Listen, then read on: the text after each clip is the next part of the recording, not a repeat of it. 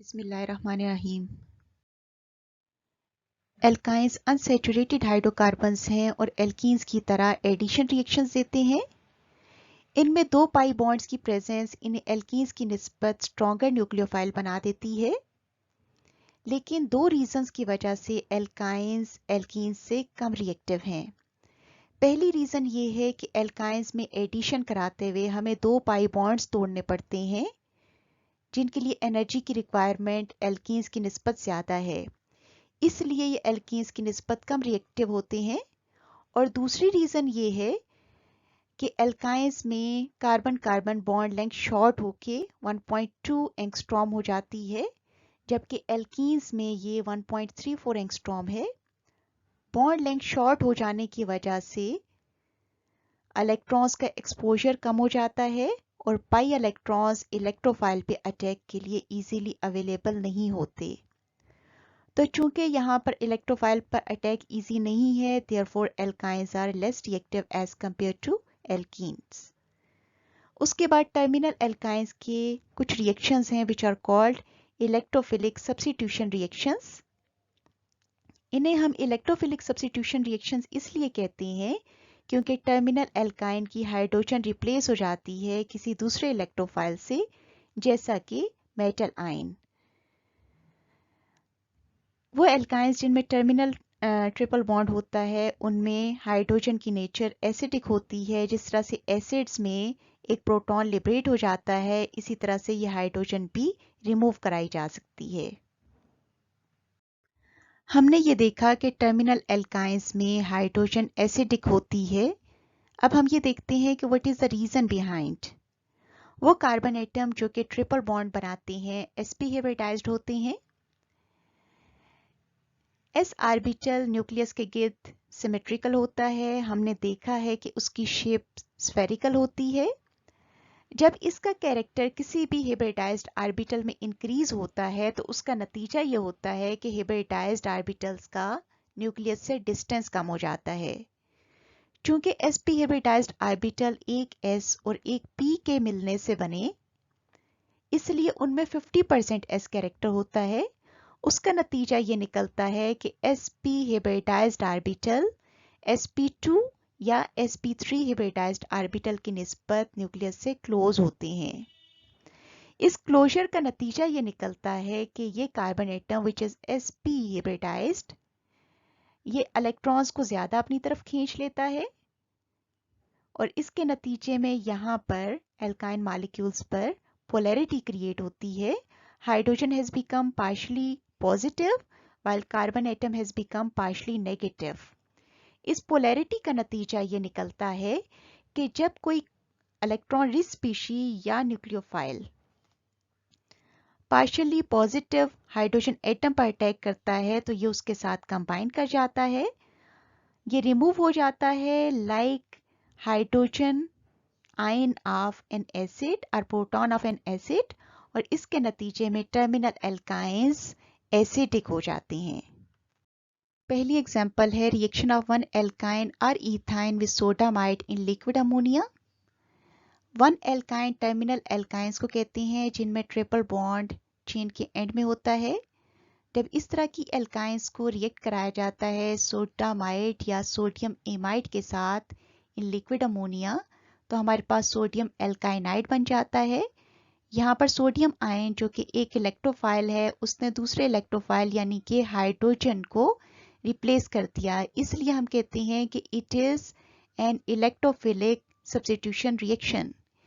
In case of ethine, both the hydrogen atoms are acidic in nature. Both will be replaced by sodium ion, and as a result we will be getting disodium acetylide. इसी तरह से अगर terminal alkynes को molten sodium के साथ react कराया जाए तब भी हमारे पास सोडियम एल्काइनाइड या डाइसोडियम एसिटिलाइड बन जाता है। हम यहाँ पर सिर्फ इथाइन का रिएक्शन देखते हैं मोल्टन सोडियम के साथ, जिसमें दोनों के दोनों हाइड्रोजन रिप्लेस हो जाएंगे सोडियम आयन के साथ, and we will be getting disodium acetylide. Sodium acetylide एक वैल्यूएबल सिंथेटिक रिएजेंट है। ये केमिकल सिंथेसिस में यूज होता है और जैसा कि हम यहाँ पर देख रहे हैं it is ionic in nature. दूसरी एग्जांपल में टर्मिनल एल्काइंस को ट्रीट कराया जाता है ammoniacal solutions of silver nitrate से या ammoniacal solution of cuprous chloride से. We are taking the example of ethine here. When ethine is treated with ammonical solution of silver nitrate, then what we get is disilver acetylide, which appears as white precipitate.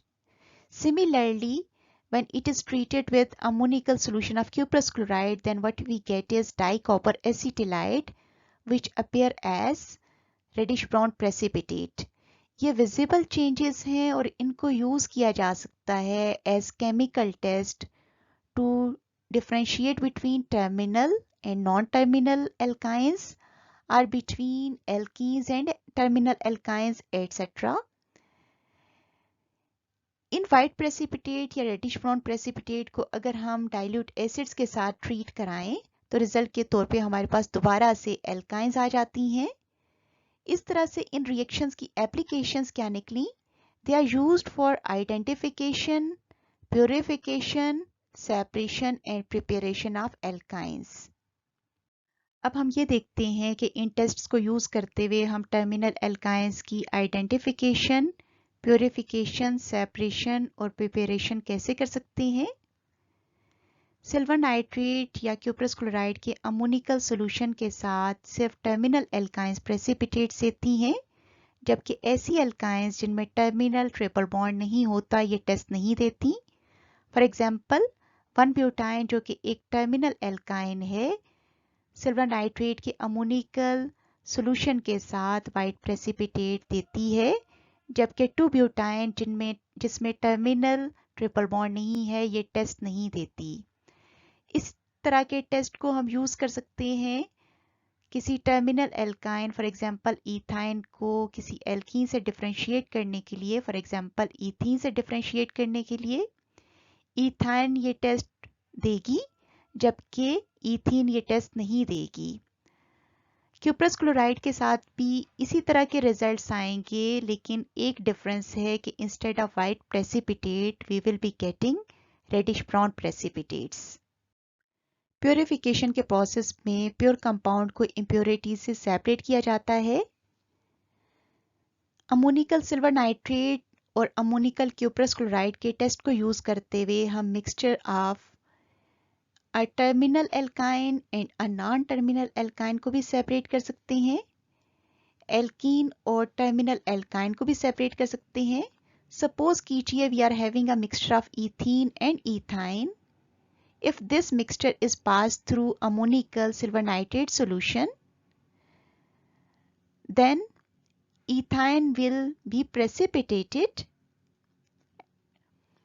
while ethene will evaporate. हम precipitate को filter करके separate कर सकते हैं.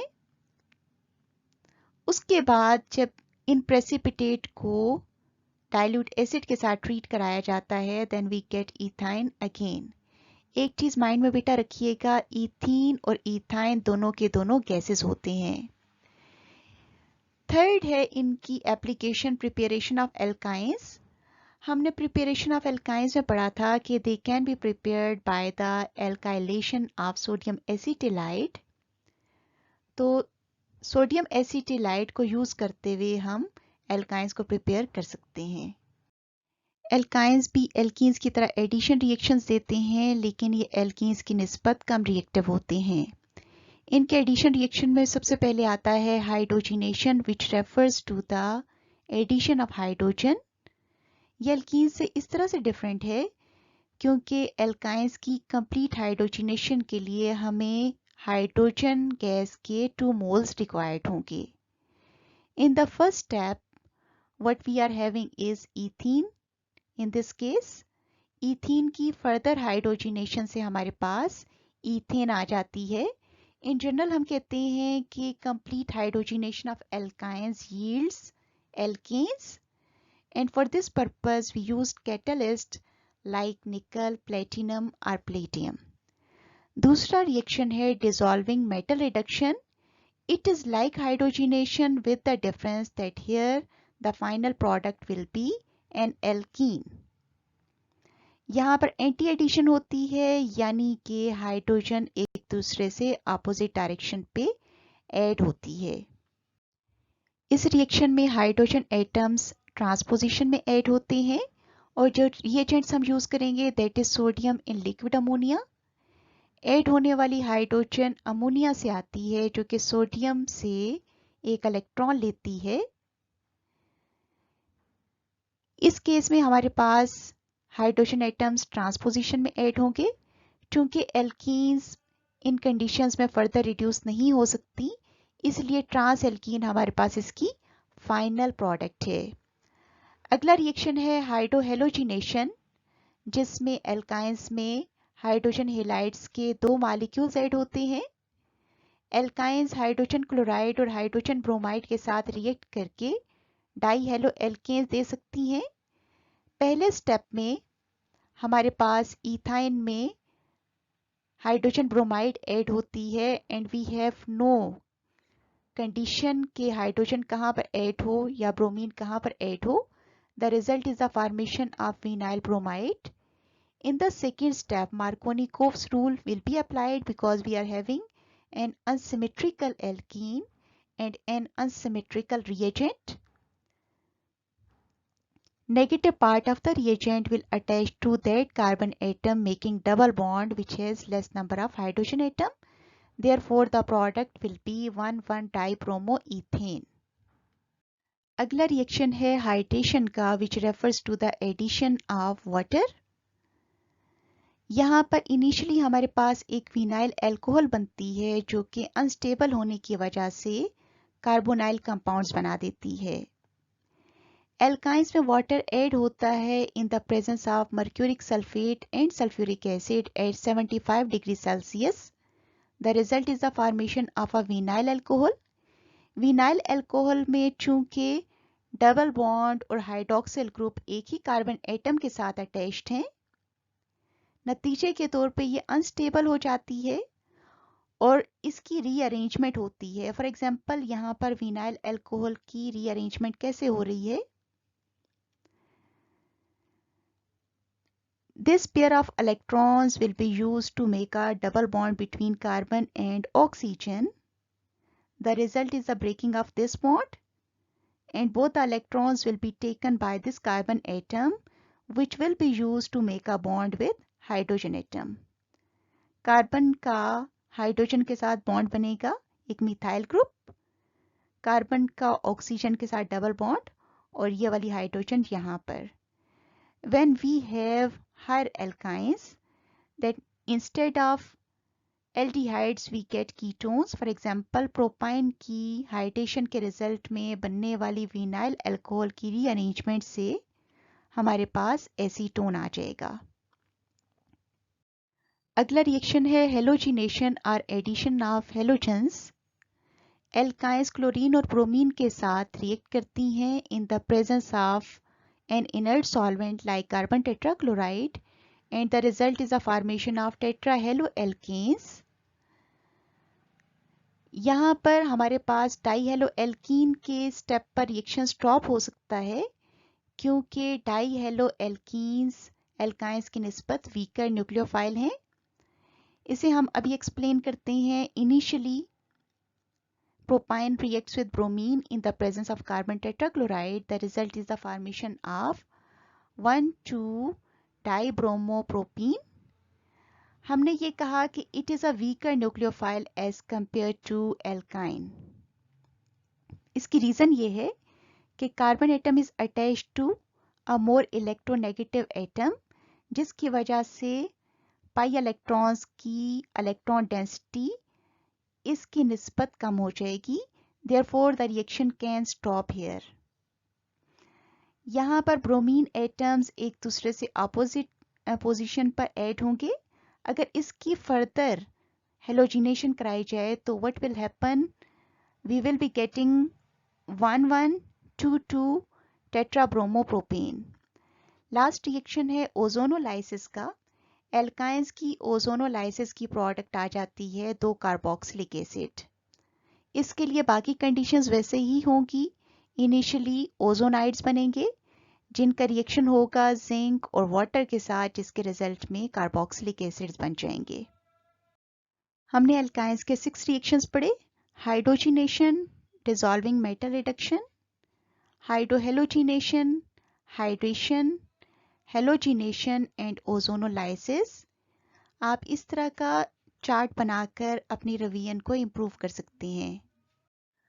आखिर में आपकी book से कुछ क्वेश्चंस, इन्हें सॉल्व कीजिएगा।